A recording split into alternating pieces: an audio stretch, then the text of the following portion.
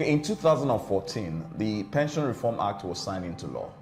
Now, what it means for you is that what you save throughout your working life, that is, if you're remitting your pension, is what you have to spend after you retire. So you work from like 20 years of age until like 55, 60, and then you live to be 90 years, hopefully. It means the last 30 years of your life is dependent on what you're able to save in the first like 30 to 40 years of your existence. Now that is the way it's supposed to be, unlike before, where there's a permanent gratuity that the government would pay you at the end of your working life, and then the pension they will continue to pay you. Now, if you look at it on the face value, a lot of people think it's okay, but most people never think it through. And let me break it down for you. If you've worked in relatively stable and high-paying job over a period of 10 years, if you go check your pension account, you most likely have under 10 million naira in your pension fund account. Very few people have above 20 and then 30 million in that account. But let's even assume that you watching me today, you are one of those high flyers who over the period of 30 working years would have committed roughly 30 million into their pension account.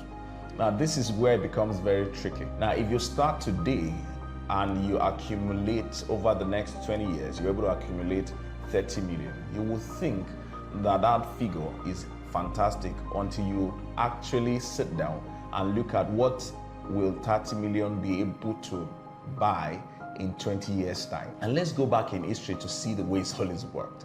Now, if you 30 million today will probably not buy you a home in a comfortable neighborhood. Even if you want to live a fairly comfortable life today, you probably spend 3 to 4 million every month. It means that within 10 years, your fund will be exhausted. And that is 30 million today. What will be the value of your 30 million tomorrow, 10 years and 15 years?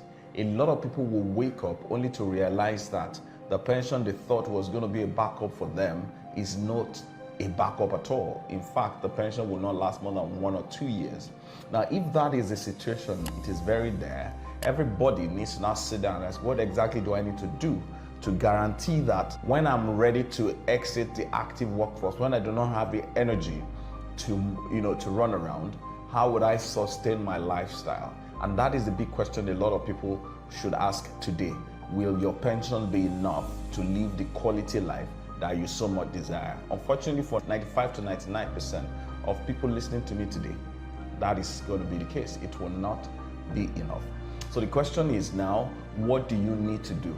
You see, for a lot of people, the first thing is to say, look, how do I shore up my finance to such a point that even after I leave paid employment or active business, I still can sustain myself? And that is the core of what I'm going to try to take us through. Mind you, I cannot finish it, so it's going to be a series, so you should expect and watch out for future series of this one. So number one is to understand what you need to keep away first. That is the first point.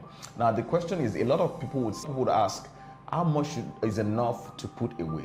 Now it depends on you, it depends on what you're earning, but this is what I usually tell people, that what you do today should be determined by where you want to go to, because it is where you face that you end up journeying towards. So the question you want to ask yourself is not how much should I put aside, it's how much do I want to be in my retirement portfolio when I'm ready to exit active employment. And then once you have an idea what your target is, you now walk backwards as far, okay, how much do I need to put aside today so that I can achieve that? And a very simple way of doing about that is to say, look, I want 50 million, and then go take a compound calculator and put in those figures, experiment with the figure until you arrive at what you need to put aside every month today. The most important thing when it comes to this kind of long-term investment is consistency. You need to decide, this amount that I've proposed to put aside, I want to put it aside consistently every month, whether rain or sun, you want to put it aside.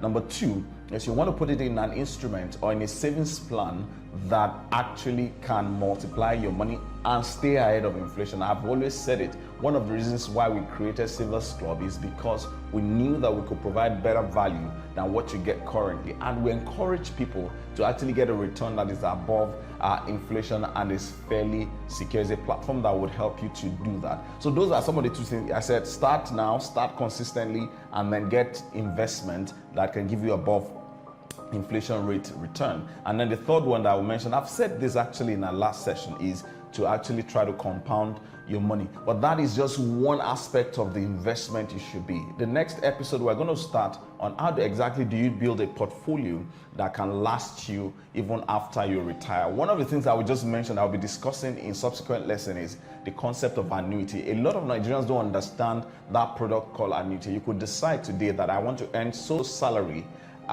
in the next 20 years or 30 years, and then pay an insurer a premium or a specific amount every month, and that will guarantee you salary for life. That is one of the instruments you can use to guarantee that you retire well when you get to that point where you can no longer honor. Because of our time, I'm going to stop at this point, but I would love you to make it a date with me. Just watch out on this page, follow us, and click on the links below to subscribe to our channel, because these lessons will change your life and the way you look at money.